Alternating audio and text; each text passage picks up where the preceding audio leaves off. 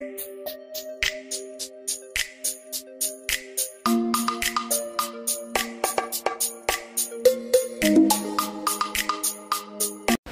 mga Carbs, good day. So ito ay sa may Emerald Street to, dito sa may Batong Malaki. So nung Friday po ito mga guys, before graduation, kinuha ko na video. So sa lahat ng mga subscribers and then nagko-comment dito sa page na to, ito sa nakapost sa ano natin, thank you sa support nyo guys. Pero hindi ko mapuntahan pa yung ibang ano guys, kasi medyo maulan talaga ngayong week na to mga guys.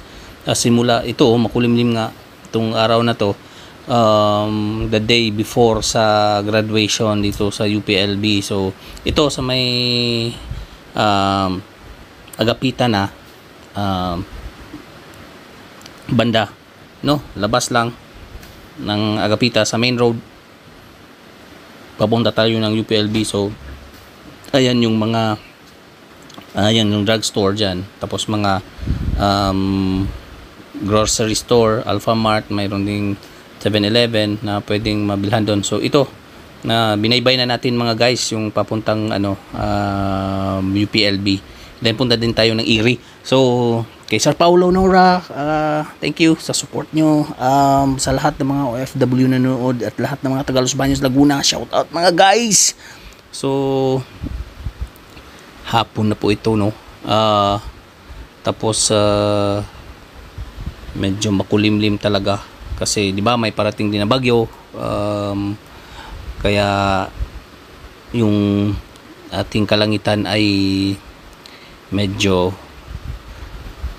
dami yung clouds, no. So babadya na yan siya umulan mga guys. So ayan yung ano, yung kanina nakita nyo dun sa may Mercury banda, may mga bulaklak dun.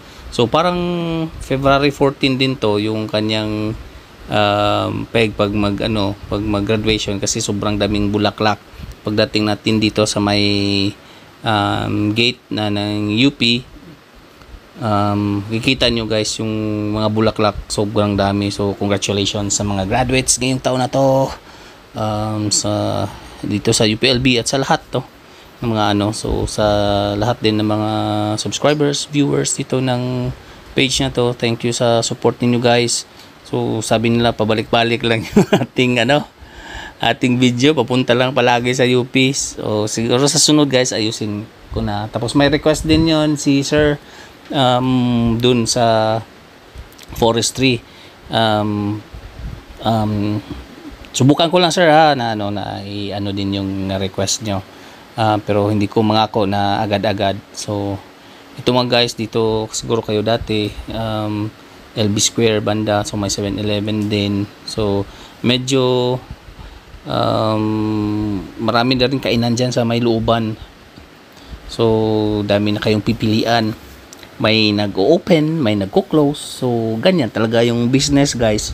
So ito din yung ano natin, yung ginagamit sa transportation, itong tricycle, may jeep dito sa atin sa Los Baños. Tapos mayroon ding tricycle ba yan, yung nagpe-pedal lang ng bike, di ba?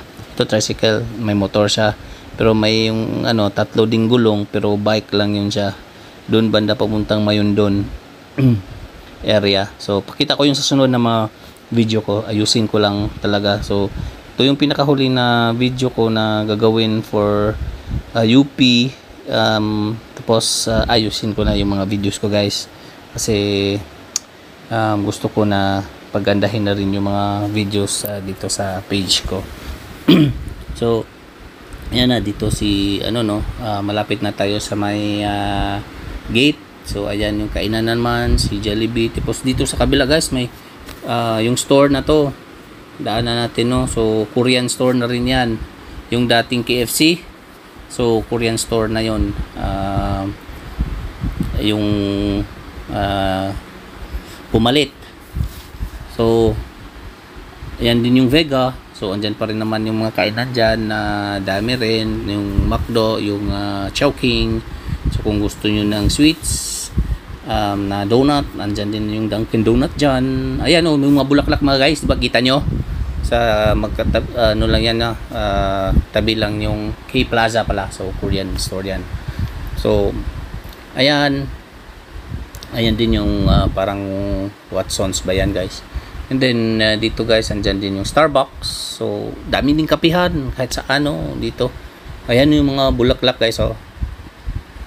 Nung Friday to guys, no, nung July 18 nakuha na video. So kikita nyo may malaking malalaking poster, tarpaulin dyan naka balandra sa harap. So intended for the graduates ngayong July. So July 19 yung kanilang graduation So kung nakuha ko to July 18 na video. So sa July 19 guys hindi na ako nakakuha kasi sobrang ulan talaga guys. Yung araw na yon may in-invite din kami sa bahay na nag-graduate din sa UP na masterals degree. So hirap din kasi sobrang ulan noon. Pinupunta namin dito sa bahay mga 6:30 PM sila nagpunta sa bahay, pero hindi pa natapos. Humabol na lang yung graduate na yan na from Leyte din sila. So ayan guys, lapad na ng daan dito guys. 4 lanes na. So grabe dito sa development dito sa UP. Hopefully hindi siya maging reason na sobrang daming development ay magkukos siya ng baha kasi hindi na makasipsip yung sa ating kalupaan kasi wala na, puro na semento, hindi na nakakasipsip ng tubig, kaya yung tubig ay pupunta na sa mga highway natin tsaka so isa din yun may maganda yung dulot, may maganda tsaka mayroon ding hindi maganda na dulot ng mga development guys. So kita nyo, tapos kung hindi pa proper yung pag layout ba yan ng mga drainage talagang walang silbi din yung mga drainage system kung hindi maganda yung pagkakagawa, kung puro lang pamera-pera yung yun nga, ito nga ang daan dito guys, na-construct yan, hindi man mga malalaki talaga yung dumadaan dito, pero yung dun sa kabilang side guys, ang dami ng mga pangit na so nakakapagod guys Tapos ito na naman guys yung sa Pili Drive ito guys. So ito pa rin so 2 lanes na yung papunta doon sa kasi pupunta ako ng Erie.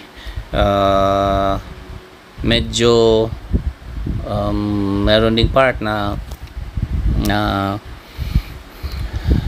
rough. Kung dito ka sa right, yung sa may blue na car dyan guys, grabe yung parang bounce dyan. Kung katulad naman sa atin mga sasakyan, mga low end lang talagang pero dito sa dinadaanan ko guys, medyo smooth yung takbo dito, medyo smooth yung road, kaya dito ako dumaan sa kaliwa kasi 2-way lane naman yan sa 1-way lang siya papunta doon sa labas ng UP. So ayan mga daming kahoy yung ating dinadaanan. So yan talaga maganda pag maraming kahoy, mas malamig yung lugar kaya dito sa aming bahay marami din kaming mga kahoy sa gilid-gilid lang mga guys. So ayan na guys, labas na ako ng UP. So ito na yung rotonda. Ayan. Tapos ito na yung Erie guys, main gate guys. Kung galing ka ng UP, ito yung papasukan natin pagpunta ng Erie. So dadaan ng Riles. So ayan ang Erie. So shout out sa mga nagwo-work sa Erie. Nandyan sa Mexico, kalimutan ko yun. Shout out po sa inyo dyan na mga nagwo-work sa Erie, sa ibang mga bansa. So ayan, ang ganda ng lugar dito guys, sa International Rice Research Institute. Lapit na mag-harvest ang bilis lang talaga ng panahon guys. Ayan, so guys, sa ulitin, salamat sa inyong suporta sa channel na to. Sana hindi kayo magsawa na suportahan yung channel ko mga guys. Hindi man ganun kaganda yung natin, ating mga videos, pero salamat ako, nandyan pa rin kayo sa pag support sa channel ko. So sa inyong lahat, ingat kayo dyan at palaging nalangin sa Panginoon mga guys, kasi sa ngayon ang daming mga calamities nangyayari, no? Hindi natin alam kung kailan babalik yung Panginoon natin mga guys. So ayan mga guys, salamat sa inyong mga suporta. God bless mga guys. Bye bye mga guys, at ingat kayo palagi. So bye bye.